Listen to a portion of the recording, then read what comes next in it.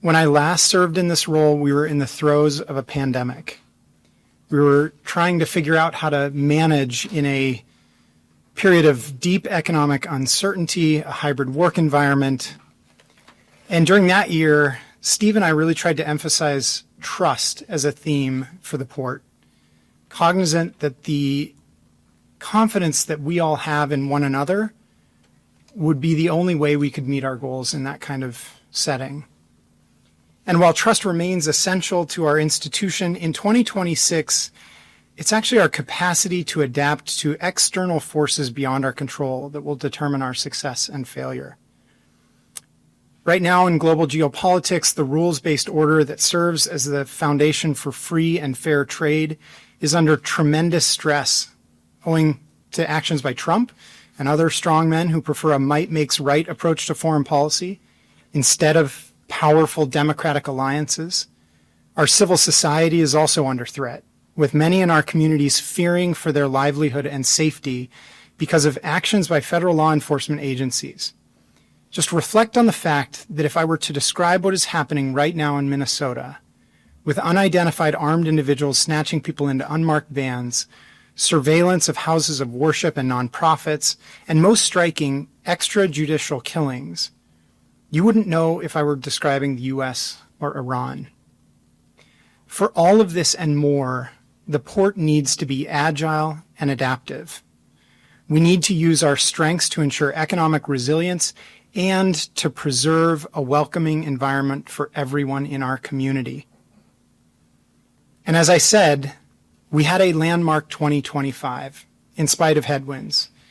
It was a year of some historic milestones, and a year in which we were so successful that we were able to even redefine some goals, whether that was around shore power at our ports, or the first graduating ceremony of Maritime High School, or the fact that we generated over $1 billion in revenue and churned $1 billion back into capital improvements in our region's main transportation and logistics hub.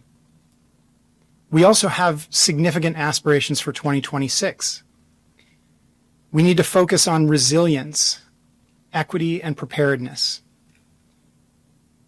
It will be a defining year for our region as we host for the first time ever the beautiful game in the form of the FIFA World Cup. Our priorities include, beyond just being a good host, looking toward the future of clean energy. We're going to convene a summit on sustainable maritime fuels. In much the same way that we've led on sustainable aviation fuels, we now have the opportunity to do the same for maritime, positioning Washington as a leader in zero-emission vessel technology, shipbuilding, and fuels. We are dedicated to regional efforts to build our workforce, the necessary foundation for all of this transition. And under the leadership of our new SEA Airport Managing Director, who I believe is here, is Wendy here? Yeah, there she is, avoiding the spotlight. We will continue our process toward a sustainable airport master plan to ensure our facilities can handle record-breaking passenger volumes while meeting our goals for passenger experience. We will also celebrate the 250th anniversary of our nation. And at this time of strain on democratic values, we need to make sure that our voices are heard in that celebration as well.